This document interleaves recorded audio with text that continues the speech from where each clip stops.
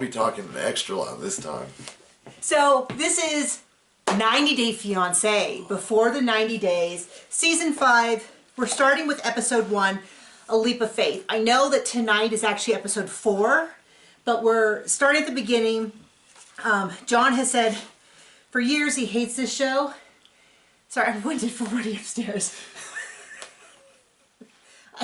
We are both sick. And John finally got sick enough to where I convinced him to do this show. So we're tricking him. John won't tell you, but he's actually a very sensitive guy. And it bothers him to watch people get hoodwinked. It just bothers him so much. He's like, I can't watch I think this show should be called Crazy Eyes or Crazy Smiles. Yeah. Because these people are all a little nuts. So we're starting. What's funny is the only other season of the show that we have seen was before the 90 days, the one that Usman was in. So we were like, it's a sign. The one person we know in the franchise is back.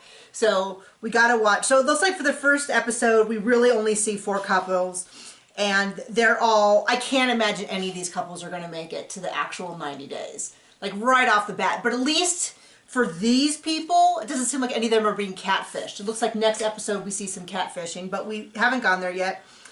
Alana and Caleb, she has dwarfism. She's from Russia. They're going to meet up in Turkey with her best friend / roommate Elijah. I don't really even believe that they're a couple. She seems super cute, sweet, all of that. This guy, to me, every time he was on screen, I'm like, he's trying out, he wants to be on The Bachelor. He wants to have his own travel show. What's his name? Caleb.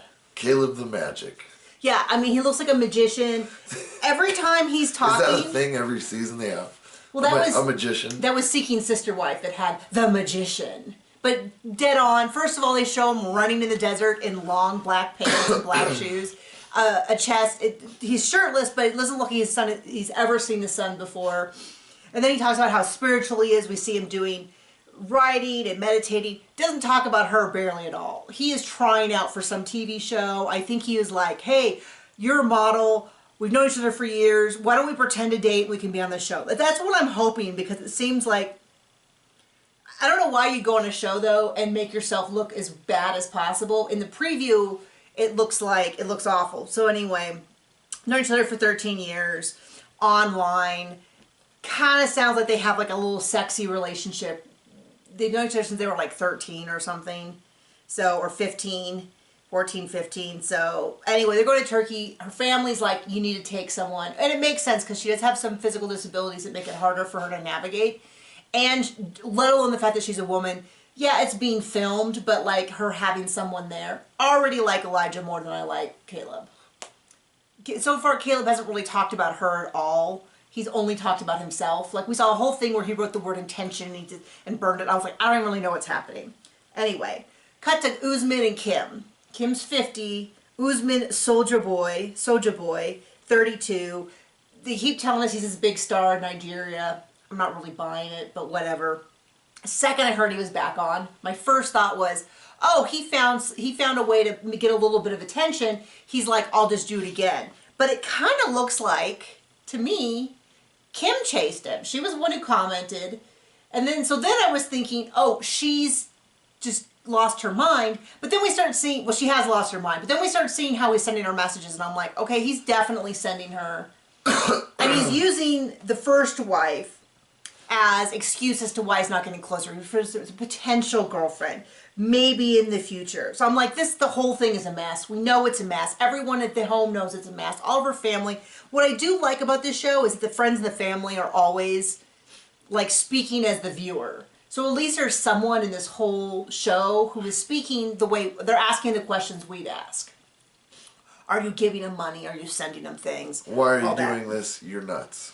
And we know, one thing I did realize right off the bat, TLC does this with Sister Wives too, so it must just be their modus operandi or whatever, which is everything's delayed a full year. So like, he's going to go see her between Christmas and New Year. It's airing between Christmas and New Year, not live. Anyway, I don't know why they do that, but it seems like, so, like, same with Sister Wives, we're not going to read online about who's really together. We just watch the show.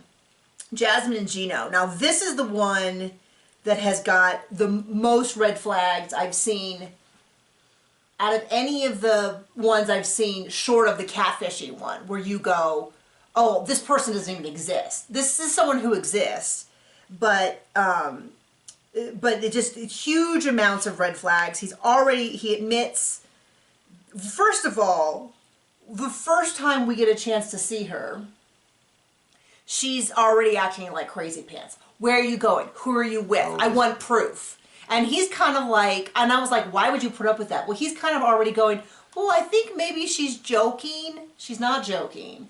Goes there once He's already financially in. Well, and that's the other thing is, so I know we're behind, so I saw where someone was complaining he didn't give her a gift.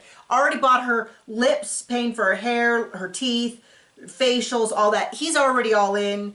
He paid for the cow and got the milk. Right. Yeah.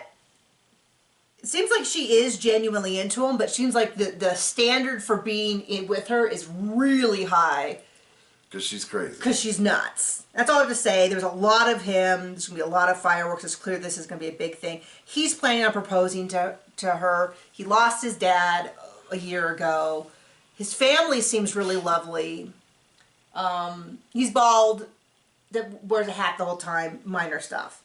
And the last couple that we really saw in this episode is Hamza, I believe is how you pronounce his name, Hamza, and Memphis. We don't really meet him at all. We just meet her. Same with Usman. We didn't really see him. We saw him a couple seasons ago. I'm sure there's nothing new. She's got 2 young kids. She had a very rough childhood. Her friend said, I think you're trying to fill a hole in your life. She admits she's trying to fill a hole in her life. She thinks she's going to go ahead, just marry this guy while she's there. And then that way she can skip the whole K1 visa. Great idea. Just nothing, no notes there. They're already sexting. She showed us her in the shower. And he's like fully dressed and he's like sexy time and boobies. It's very... they're not going to be writing romance novels about this scene. This is like torture. Anyway, she wants to get married right off the bat. We didn't see much of him. We saw some of the previews. It sounds like maybe he has some secrets, all that kind of stuff. Kim, I forgot this about Kim. First of all, he refers to her as a potential girlfriend. He does flirt with her every day. Like, this is not like this innocent misunderstanding. He's sending some pretty clear signals to lead her on.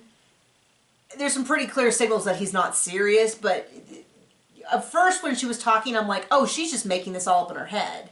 And then you see how he talks to her and stuff. I'm like, oh, if she's desperate, she's getting the signals she needs. It's sad. They're going to have 2 rooms because he just doesn't want to be rushed because his last marriage was so bad. But she did say that someone's like, well, what if he wants to have kids? She's like, oh, he definitely wants to have kids, but I'm going to respect his religion and let him get a second wife and have kids with her. And I was like, so is she moving to Nigeria? Because... They're going to be on the Seeking Sister Wives next. I mean, at least the tie-in for us is there. As the ultimate polygamy reality show recappers, I think. I don't know. I don't know if there's actually a niche of people who are doing that. But, yeah. So that is the Sister Wives Season 5, Episode 1 recap. We are not as enthusiastic about it as we are about Sister Wives. But I'm sure if you give us a few episodes, we will have just as strong of opinions. So go ahead, watch this, comment, like, subscribe, do all that so that I can prove to him that there is a market for us to do these recaps. Because he's already like, I don't think anyone's going to watch these. They don't want to see them. I hate everyone and it's awful. Yeah, so at least John's on trend. Okay, see you later. Bye.